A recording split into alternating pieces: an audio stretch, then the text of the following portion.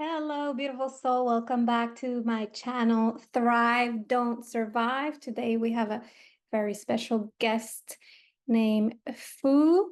He's gonna talk about his journey with self-development, and we're gonna give you a lot of tools that you can implement today to go from my life sucks to actually being happy and thriving.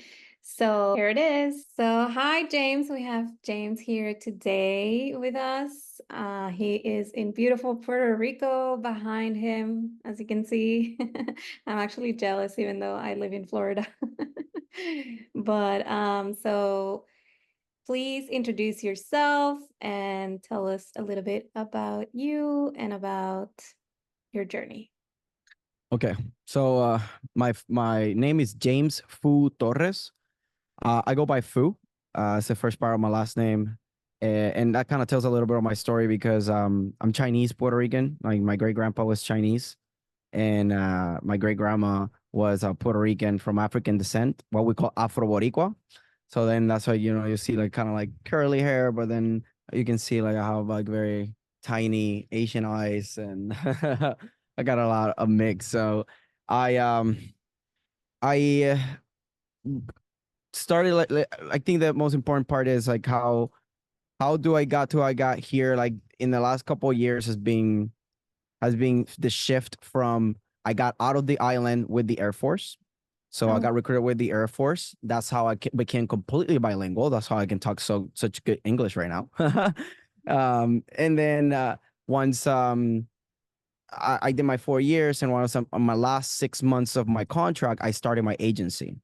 I was going for like a full service agency for marketing, right? And then I was using PR, public relations, as the foot in the door offer. I really liked it, and then I just committed to public relations for a couple of years. very, So, what did you say? very nice, very nice. Yes, it was cool.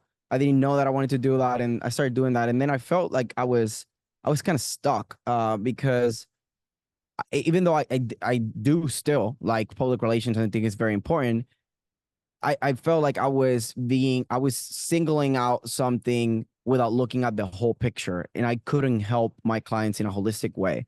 So I was looking for answers. I felt like, oh my God, like where do I go from here? Should I go out of PR? Should I go out of marketing completely? And I started looking, and then I found marketing strategy. So I found some people that taught me how to think strategically, how to look at the world in a different way, and especially marketing, and look at when I come to a business now, I do an opportunity analysis and a strategic marketing plan before I do anything else. And then we can start doing the tactics. Oh, are we gonna do public relations? Are we going to do ads? Are we going to do SEO? Right. So changing that perspective, that kind of gave me that zoom out that I needed to be able to see the whole picture and to help my clients in a holistic way. And that's what got me to where I'm here. And that's why I'm able to, being in these beautiful places like this, and have recurrent revenue from clients paying me as their outsourced director of marketing or fractional CMO. That is so cool. So when you say holistic, what do you mean? Like helping your clients holistically? Holistic for me means accounting the whole person, the whole business, the whole picture, right? And when I say that is when I'm doing an assessment, I look at things where you at right now, where do you want to be, what things are you willing to do, what things are you not willing to do, because the idea of starting a business is to make a life that like make a living out of your lifestyle. Like that's kind of like the idea that most people have. It's like I want to work on my own terms. I couldn't find something that suit me, so I created my own. That's why entrepreneurs are made. That's why business owners are created. And because then I look at that, like that's what I call holistic, is I look at the person in a holistic way, like mentally, spiritually, financially, their relationships. I look at everything, and then I make a strategic plan that would connect where they are right now to where they want to be, kind of like reverse engineering that dream lifestyle, that dream outcome that they want to get, and then testing, validating, and improving. That's cool. That's exactly what I do. So that's kind of like coaching. So you're like a marketing coach. Yeah, it's like coach, consultant, whatever they need me to be. That's awesome. That's great. And so can you give us some tools to use that you may teach or use for yourself, that like kind of change your life? And like if that's the case, like where were you before that, these tools helped you to get to where you are now? As entrepreneurs and business owners, we're always in our heads. We're always in our minds, and that gets us overthinking, sad, depressed, you name it. A lot of negative emotions when you're in your head all the time, overthinking. So one thing that has helped me to get out of my head and get into my body has been yoga. Yoga has been a great hack for me to be able to I can meditate, I can practice breath work, mindfulness, just be in the moment and work out in 15 to 30 minutes every day and keep myself on a decent shape that not only physically but also mentally, spiritually, right? So that's being something that it's being a great hack for me. And another thing has been to identify things that give me a lot of energy, and that could be because they make me happy, or they make me hopeful, and and and have them available. So when I see myself getting sad, being stuck in a place, kind of like what I said earlier, of being stuck, and I'm doing PR, but I feel like some clients are winning, some clients are not, and I need to make sure that my clients win. How can I do that, right? So those things, when I feel stuck, it's just finding things that will make me happy, will make me feel clear my mind, like yoga, or finding friends that and especially people that you can talk to, and they will give you answers that are objective rather than subjective to what they think is right or wrong, right? So having a sounding board that can be objective and kind of be that person that looks from outside that your circle, right? Like you're kind of like in it and you sometimes don't see your problems very well. Those are the two major things that I found to be very beneficial. And also like those people that I talk to, like they recharge me typically. Like I find people that they recharge me, not only help me solve problems, they also make me happy. So how did you find those people and what do they need to have for you to feel like they're those kind of people that recharge you and that have a objective point of view and advice for you? First, you have to take educated guesses, I would say, on where those people are. And I am a firm believer that you attract what you are. So like for example, like what I do, I do yoga, and I go to classes of yoga, and I typically find people that are like me in those places. And then after finding them, then it's how do I build a relationship, right? So first meet them where they at, become that person that you want to be, so you can attract those also that are in the same journey, and then lead with value. That's what I do. And to make it even more specific, one of the best ways that I lead with value with people is I invite them to my podcast. I tell them that hey, like if you have a business, you have something interesting you want to talk about, like I have a podcast, I can have you there, and then from there we can build a relationship and explore possibilities. Other ways is just offering other resources, like because of my public relations background, I have a lot of connections in magazines and other podcasts, and also just other resources like softwares or courses or things that I have that I can always lead with value with people. And also and even just ask people like what is valuable for you? Like what are you looking? What's a good connection? And just looking to help build that relationship. And that's how you find those people that can then help you and be objective on that. After you build those relationships, you get to know them and you know that they can be that person. I love that. Yeah, I feel like we have a similar, like we did the exact same thing, but in different fields. I come from the film industry. and I'm a producer, and I've been in the same studio for 6 years. And then I felt like you, like empty, like I wasn't pursuing anything. And then I just was called to be a coach, and I did a certification, and then I changed, and all of those things, like exactly probably in the same order. Like I changed my lifestyle, my mindset, my attitude, like working out, and I meditate more than breath work, but I do love to go to a place that has breath work and cold plunge. I don't know if you tried those. I They're just did a cold plunge like an hour ago or so. And here, like where I'm at right now, this is like 3-story townhouse, and in that's rooftop here, there's a cold plunge, there's a sauna, there's a jacuzzi. amazing. Yeah, that's exactly what we do there. And it's insane. Like, especially the breath work, like the guided breath work that they do. It's not Wim Hof. I think they mix it Wim Hof with another one.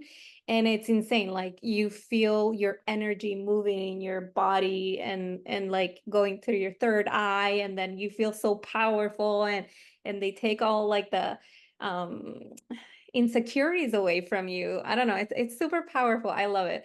But I usually, the day to day, I just meditate instead of breath work. I find it works better for me. So that's super interesting. Now, I have less of a pool of, because I started my business this year, of like the community around me. So I feel like in America, us Latinos, he's Latino, I'm Latino, I'm Venezuelan, he's Puerto Rican.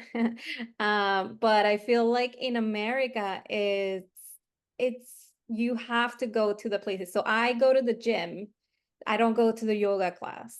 So I don't meet that many people at the gym. I don't meet that many people. I meet people at the cold plunge and the stuff, and it's great, and I love that place. But I guess I need the tools to like cultivate the relationships like you're doing. So do you have an experience in America like doing that as opposed to in Puerto Rico? Yes, I was living in the United States for 7 years. I just moved back to Puerto Rico Okay. about to be 9 months. So Okay. you see, I not haven't even been here a year since I came back. So yes, I in when I was in Oregon 3 years before coming here, and I tried to go for networking events that had something entertaining in it, something that we're meeting in a cool place in downtown or something like that. And I never found anything as good as I found here in Puerto Rico, to be honest. To be honest, in the best, the absolute best place that I found to network Okay. was I got invited. There's this radio show, and I think this is something that you can learn from it. I learned from it, and the audience too. So remember how I said that podcast is the biggest hat to connect with people. I mean, look at this. Like we didn't know each other before this, and she posted an announcement. She wanted people for her podcast. I was like, your podcast looks cool. I want to be in it. And then look, she's here, and she's probably gonna be in mine soon too, right? Uh, so taking it a step further, Okay. and I learned this from a radio show that I'm going. So there's this radio show called La Mega VIP Okay. in here in the biggest radio station here in Puerto Rico. And what they did was like, okay, so it's a 2-hour show, and while they have almost like a round table with the mics, and they sit different people along the show that are either politicians talking about their life, not politics, and musicians, entrepreneurs, people doing events, characters, all kinds of different things. And they talk about serious stuff and also just funny, entertaining stuff. So for 2 hours, it's almost like a long podcast with commercials, a top 10 because it's radio, right? So they put music, Mm. and while they're not recording, they're playing the songs, they're playing the announcements and things where there's an audience there. So Oh, they're doing the radio show. They have a couple like tables and chairs. They have free drinks with a bartender, and then they're sponsored, so they're on radio, right? And then everybody's drinking for free, and creates this environment of networking while you're in a radio show. While they pull people, it's like, hey, like I want to comment on this. Somebody has experience on this, and they pull somebody and they sit them there and they ask them. So when I saw that, I was like, wow, like this is the greatest networking event that I've ever been to. And I've been going ever since, and I've gotten picked up and being in the radio, and I've connected with amazing people. They just have a lead flow is free. There's free drinks. I mean, it can't beat that really. Now it's just recreating it. I want to now hear this Gold Social Club is what it's called that we're launching in here. We're doing that. Like, look, right now I'm recording this. Eventually, now I can have an audience. Right now, we're just kind of starting. We're launching on Friday. But yesterday, for example, somebody, a professional braid person that is an influencer too, because she records herself and does voiceovers, or while she does the braids, she's telling stories or doing something. She's interviewing the person. So I did that yesterday right here. And then she was here. This chair was like my friend was using it, sitting down, getting the braids. And then I was interviewing her with some lavalier mics in my phone, and that's it. And I have some friends. So we have like 5 people here as the public, and then sometimes we pass the mic and they said a couple things and things like that. That's the dynamic that we're bringing here because of what I learned from the radio show. So hopefully, maybe somebody that listens to it can bring this to the United States, because this is an amazing concept. I like that. Yeah, I'm gonna look into that and I might steal that idea from you. Yeah. So, follow my Instagram, James L Foo, FOO, like as in Foo Fighters. So that way you'll see the clips of that, and I'll promote where the full, in the YouTube and all that. So you'll see the things. Awesome, will do. And so you talked about values and about leading with values. So what are your values and what does leading with value to you mean? So first, I want to say leading with value for me is it's making sure that you give first. And I'm a giver, and I'm okay with if I give to 10 people and only one gives back because he or she is a giver, then I win, because typically givers give 10 times, maybe 100 times they're worth a taker, so I'm always giving and giving and giving, and just letting the universe do its thing, and I have that trust that the universe is always conspiring in my favor. So that gives me peace, and I just keep giving, and just let the universe do the rest, basically, on that end, right? That so now separating that type of value from values, right? Which is kind of like those core values, like that thing that holds you, like makes you technically, right?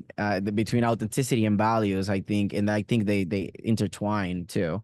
It's for me, I'm very big on trust, on being being able to create a safe space. So when my values, I want the values of my company, and my circles, my community they are based on trust and building a safe space that anybody can feel that they can be themselves, that they can say whatever, that they can commit mistakes, not be afraid to fail, actually be encouraged to fail, so they can learn from those things and not be afraid. And then we can all we can all learn from it as a collective. I'm very big in that term of building a collective, because I think the future is collective. There's only so much a person can do alone, but together we are so much stronger, and we can get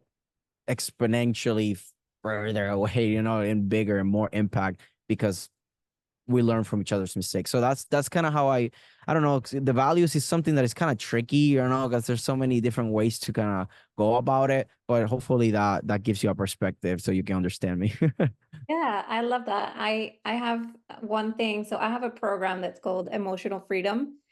And that's where I teach all these tools. And basically, one of my tools is like do everything out of love, which is kind of like what you said at the beginning. So it's like you just give and you do everything out of love, like, I don't know, you're driving and somebody wants to cut you off and it's like, sure, I'll give you, why not? I would like that if it were me and I miss my exit and we don't know, like doing everything out of love and then you get that in return.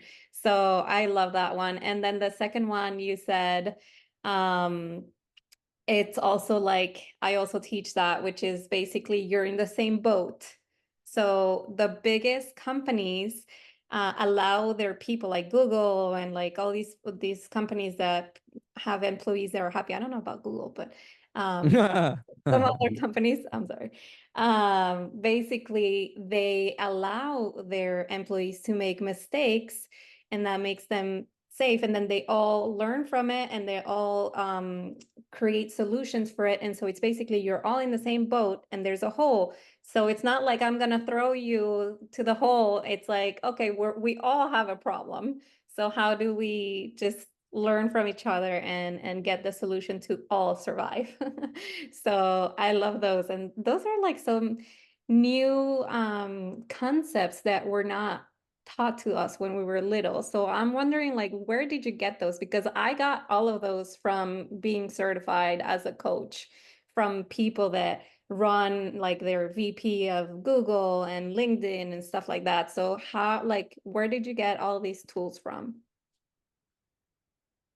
It, I've always been passionate about education and just growth in general.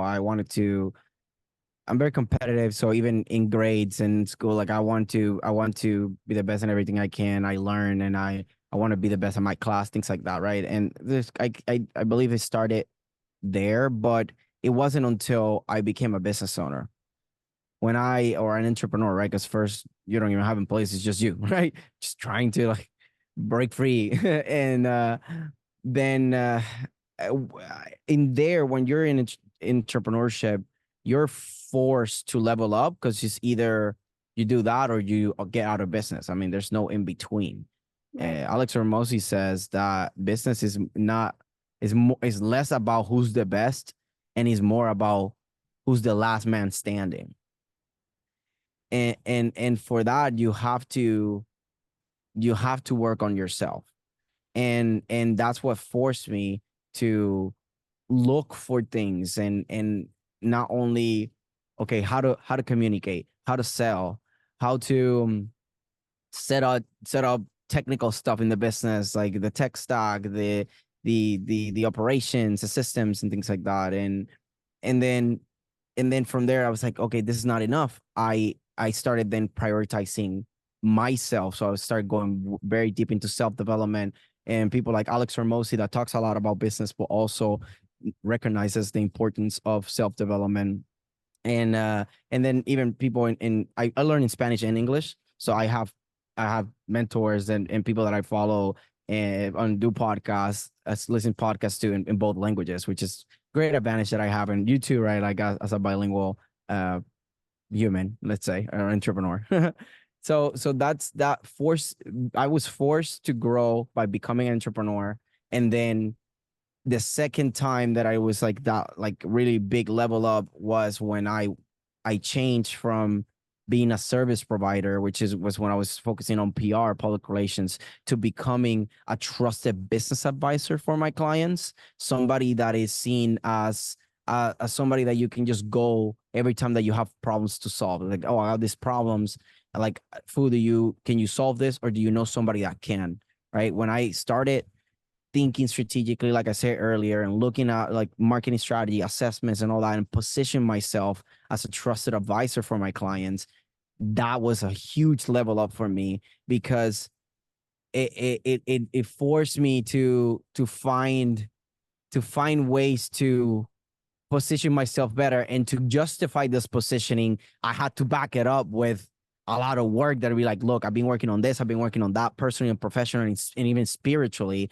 And now I can feel that I can feel legit. Like I'm not lying. Look, I'm been working on myself. I can't position myself in this higher place as an executive, as a trusted advisor for clients. And that's how I got to where I got right now in and learning those things that they don't teach you in school, like you said. That's awesome. What advice would you give to somebody that just started their business into like getting clients? Because it feels like you have like a gift to do that and to like talk to people and to position yourself. So, what would you say to somebody that doesn't have clients because they just started their business and they don't have like that word of mouth or networking because they're brand new? I paid a lot of people to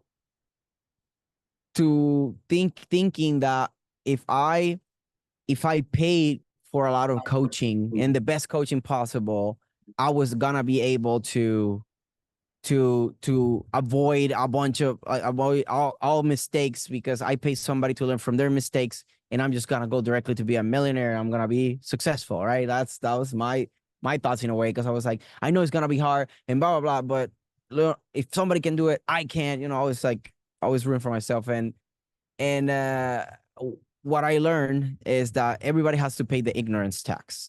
So the faster you pay that ignorance tax, the faster you'll be successful. So don't try to cut corners. Don't try to pay your way to everything. Hey, pay for coaching. That definitely will help you speed up the process, but you still gotta walk the walk. You still gotta talk the talk. Like you have to go through the process. You just have to be able to learn to pay that ignorance tax. And what this I can say I can segment the ignorance tax in different things, right? There's ignorance tax and how to communicate, how to sell, how to build the systems in the back end and operations and all that in the business, and how to build relationships, right? There's all those different ignorance tax that you have to pay. And if I were to tell what to prioritize based on my experience, I would say to focus on being the best communicator that you can possibly be. Focus on that first, because if you're able to communicate properly, you're going to be able to sell. You're going to be able to connect with people on a deep level that then they're going to be able to trust you, and then you're going to be able to sell them, or they're going to be able to refer you because they trust you because you're communicating your messages, and it's undeniable that you know your stuff because you're saying and communicating in a manner that people understand it. They don't it's not ambiguous. You define terms. You can communicate so good that you make things happen. You can make deals happen and they take a little piece of it. You can close it and then you fulfill it. You can do so many things once you're able to be a good communicator. That's why politicians, are able to have so much power, because they're great communicators. That's what they do best. So mimic that. Like, you see that working, then do that, right? And then communication is such a broad term to make sure that not be salesy, but understand the behavior of humans so you can be good at sales. That is so true. I have a coach. I have a business coach, and I learned that the hard way. I used to be afraid of talking in public, and my parents talk in public a lot, but I had like a traumatic experience, or and I don't know, it would paralyze me. And then I started making videos for my social media, and guided by the coach, of course, and like how to word and what to use and what to, like, the formula and all these stuff. And it's like clients are attracted to that. So I've never looked for clients, like they have looked for me. So that's like the interesting part, that like authenticity, which is the insane part. You've said that word a few times. Um, it vibes higher than love, like authenticity. Wow. Like yeah, you look it up. Authenticity. So it's like it's the widest vibe there is. So when you're doing that and you're being true, and that also means like being vulnerable. So it's sharing your story, sharing your pains, sharing how you went from this person that you're not proud of to, and walking the walk, and like changing to the person that you're now, that you're proud of, or you're still working on something, or things like that. And it's like people just get like, okay, I need to do that too. And then they are attracted by your message and by your authenticity. So In yeah. your example, more than anything, because I think there's this saying, show not tell. Yeah. And it's so true. Like I've gotten feedback from people, and I even get surprised, and it really fulfills me when people tell me, dude, you don't even know how much you have helped me just by me looking at how you move. That's all. Like you, not even what you say, it's just what you do. And Mhm. not even directly to me, it's just what I see you doing, period, with other people, to me, to like, and that, seeing that, and hearing that, right, when people tell me that, it's something that really fulfills me. And that's what my mission is with doing podcasts like this, and just general social media content, is to be able to show, not tell. So talking about social media, how do you navigate? So for example, I used to be very like, personal, private on my social media, and now, I'm a content creator, and it comes with some downsides for me, like in my journey, which is like, I have to be on my social media more than I want to. I'm always looking, at like the likes and the comments and see if I, connect with people there. And so it's something that I wasn't doing before. And I feel like, I don't know. I don't know why I see it a little bit like negatively into the mental health aspect of, social media, which is the validation and just being more on your phone than you're supposed to, I guess. What can you Yeah, say? so for me, I do have a love and hate relationship with social media. I mean, I'm just gonna say it. I do use it for good a lot, but sometimes I get myself just like scrolling or something, and it's like, oh, what am I doing? Like, and I'm like, put it away. And I'm like, oh, let me see the likes, let me see the views. Oh, like, like you said, we do that, and I recognize that doing those things, because you're looking for that validation, and also the comparing yourself and everybody just showing the most perfect self, and then when you're not feeling so well, seeing everybody just traveling and doing these things, and you're like, oh, why, how are these people having a good time and I'm not, right? And the most, I think the biggest one is the one that you said of just the screen time, when you can be looking at things like this, and then people are just on their phone, like sometimes myself, right? And it's that balance between how much do I allow myself to do this, and then do it with a lot of intention, so it's doing way more good than bad, and then have healthy boundaries that I can put on myself to not allow myself to just get lost on the sauce, so to speak, and just scrolling and just be too much on my phone. So that it's a balance there, and I'm fighting this fight every single day, to be honest, and doing things like being with people that also in the same mentality. Is like, yeah, we're using it, but we get out of it, and let's do sauna, cold plunge, jacuzzi, let's do yoga, let's do things like that, and get out of the phone and kind of ground ourselves, and get like that clutter out of the mind, and then being able to deal with it, I would say. Yeah, I like that. I think I do that too. I also do like the screen control on my phone and like try to have a boundary too as well. So yeah, that's great. And I noticed that you have a lot of following. So would you say that that's like needed for a successful business or anything like that? What can you say about that?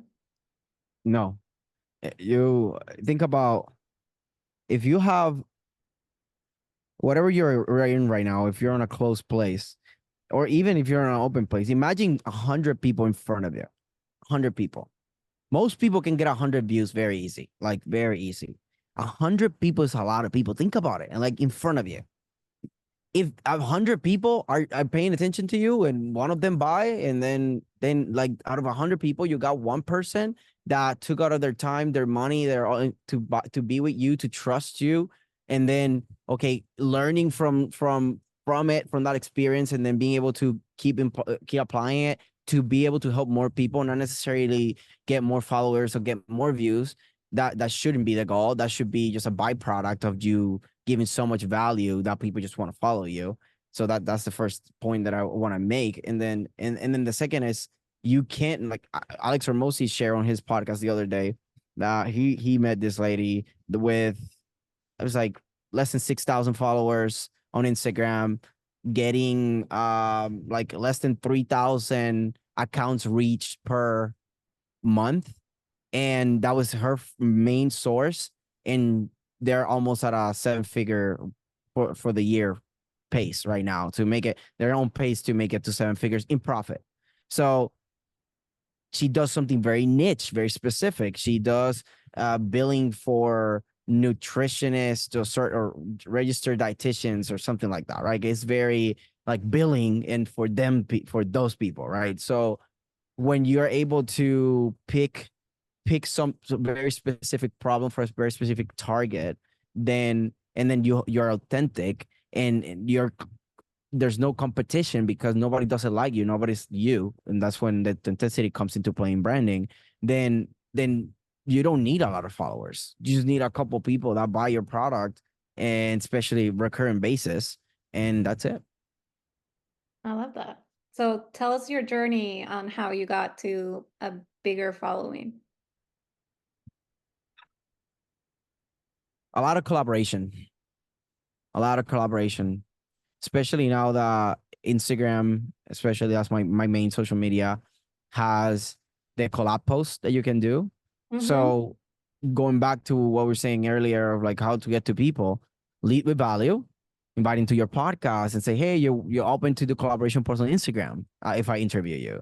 Uh, Invite them to an event, giving them something for free, give stuff that then you can feel good about asking for being to doing a collaboration post, so doing things together, or maybe they have an email list and you can offer something on that email list that then they will get a percentage of it, right? Like whatever they are looking for that is valuable for them, that could be money, that could be discounts on something, that could be, I would say making money, or saving time. Those are the three things that people want the most. So if you can do any of those three or all three for somebody, and especially if you can manage to leap with it and it doesn't cost you too much and it's something sustainable, that's what I would recommend to do. And think about a lot of collaboration. So then you can tap into their network, they can tap into your network, and have that abundance mindset that we can all win. I love that. Do you know about abundance and scarcity mindset? Yes, yes, of course. Do you want to elaborate how you see that? I When you're a scarcity mindset, you are thinking that you're always lacking things. Oh, like when I get this, I'll get here. I'll be happy when I get this. I'll be happy. I'll be satisfied when I be able to do whatever the case may be, or achieve a certain amount of followers or money. And that's that mindset of I'm lacking all the time. And when you go into the abundance mindset, is when you know that there is enough to go up of everything for everyone. And like I said earlier, I choose to trust that the universe is conspiring in my favor at all times. So if you think like that, you can never, like, you're in abundance all the time because you're getting exactly what you need when you need it. So there's no reason to feel like you're missing something, like you're lacking something. That's how I see this two mindsets.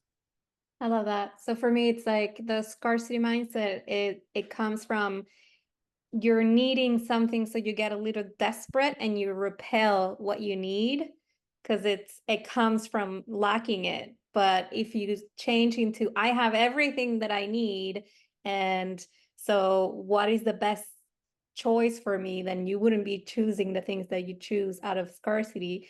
And then the abundance mindset is exactly, I see it the same way, where it's like I have so many things, and so many opportunities, and everything is conspiring, and everything that is for me is on the way to me.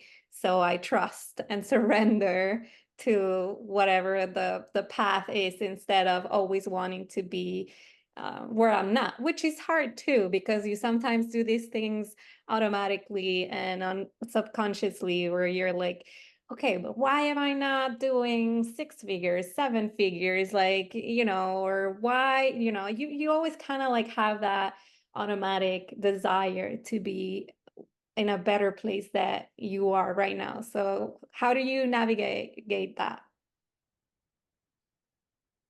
by by surrendering, like you said, is just living the moment, being the observer of your thoughts and your body, and recognize that you are not that, like you're something else, like you are a spirit, a piece of the divine, a piece of God, a piece of the universe, and it's all together and all working together.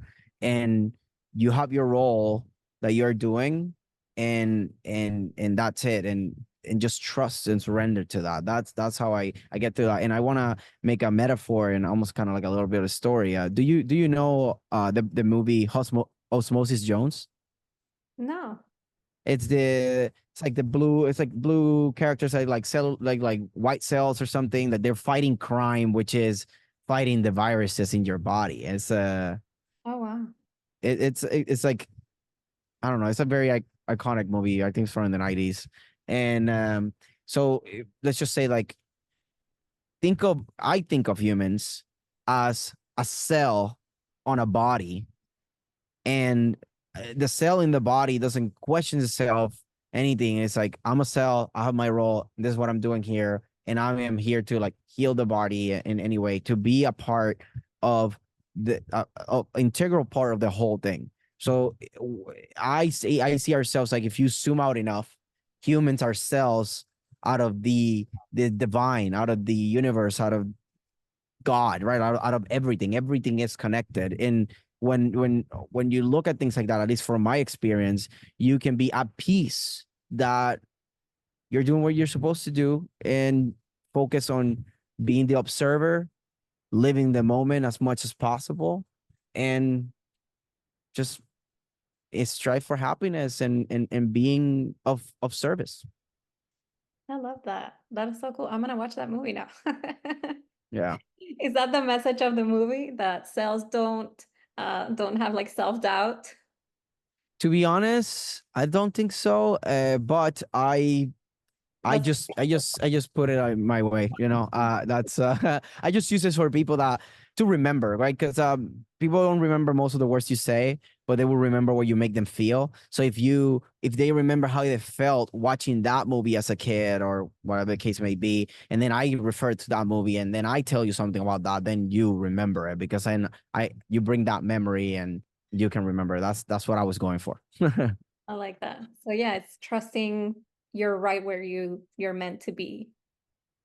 What would you say to a person? I have, for example, clients that, have a very hard life. Like they have two autistic kids, or, they got scammed and they're almost homeless because they sold their apartment and they don't have, there's no protection about scammers and stuff like that. So, for us that we have like a relative beautiful life, in my opinion, it's a little easier to come down from, the self-deprecation and the feeling sorry for ourselves, because we don't have those huge impactful things in our lives. So how would you, like, what advice would you give people that have like a harder life?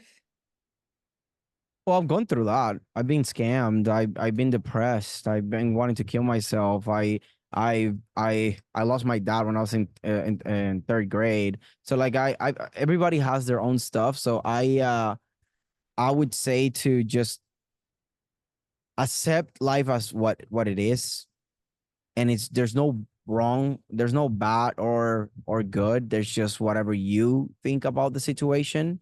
A lot of people may say that because I had all those challenges, that's the reason that I am successful now, and that says it all the time. And some people are like, oh, you are like, must be nice. That's a classic, right? Must be nice to have had parents that supported you, or must be nice have not gotten, like, not having parents that supported you and that forced you to level up, and then, right, like, you can flip it anyway. So if you feel like you're at the lowest and there's no possible way like you can get worse, then that's a blessing, because there's only up. There's only way up, right? The only way is up. There's always a way to look at things and find the good in it. And also, you don't even have to find it good. You just have to accept what is.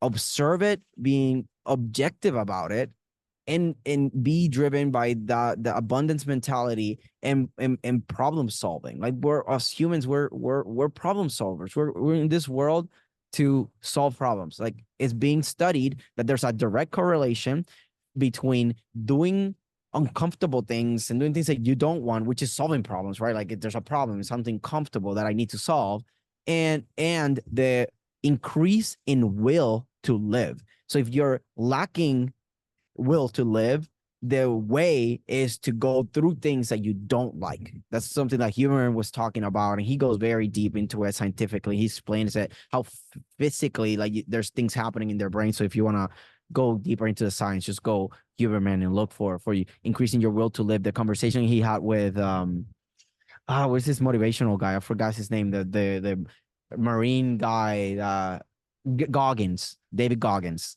So look for that podcast. Amazing podcast. Nice. Yes. So you mentioned like gratefulness, and you mentioned um it's almost like the surrender thing. So instead of resisting, it's accepting. And like in Spanish, we say asentir, like it's like it is. That's what it is. So what do I do?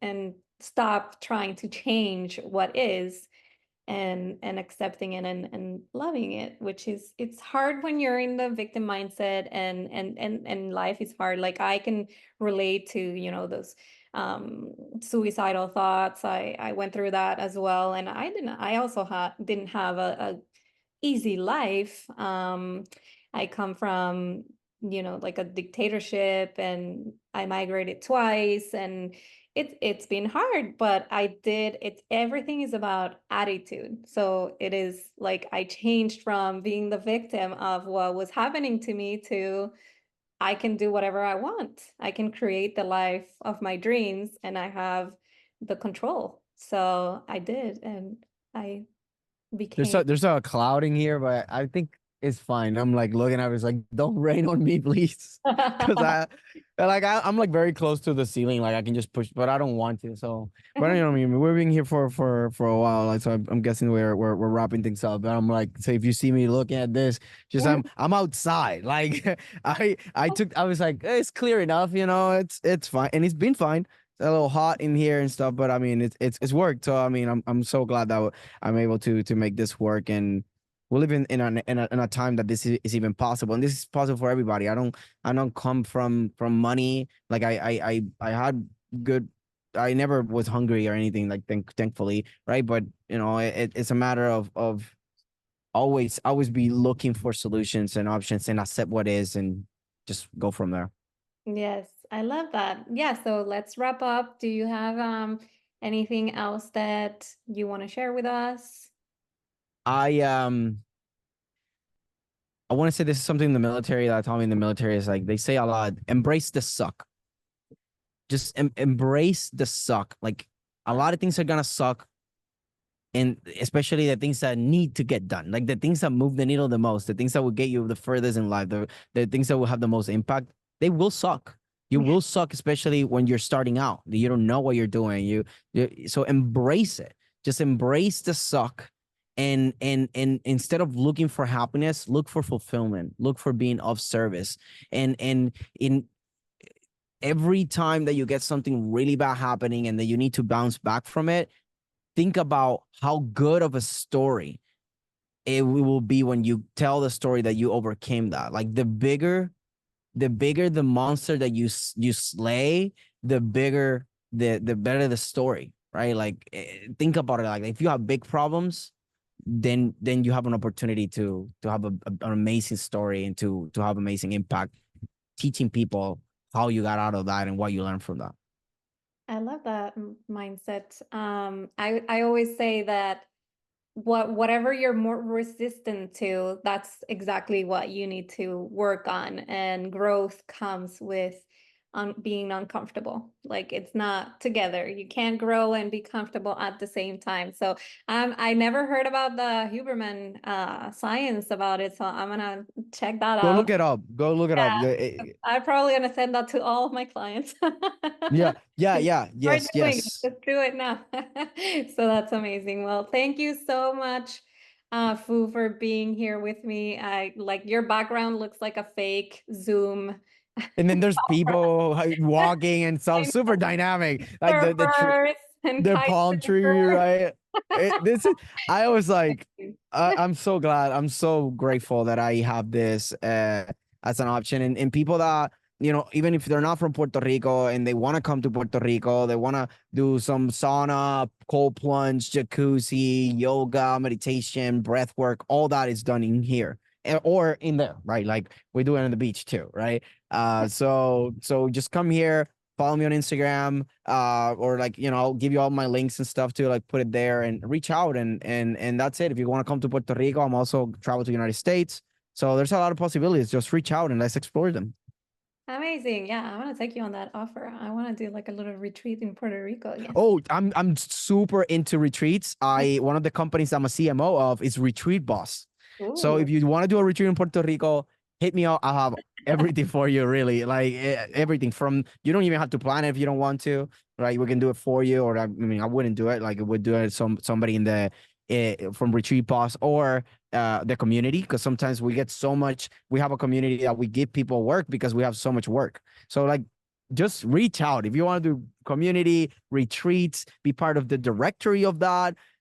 Just talk about marketing strategies, talk about life, really. Just reach out. Love that. Okay, amazing. Well, thank you so much for coming and for being here and for all your advice. Thank you for having me.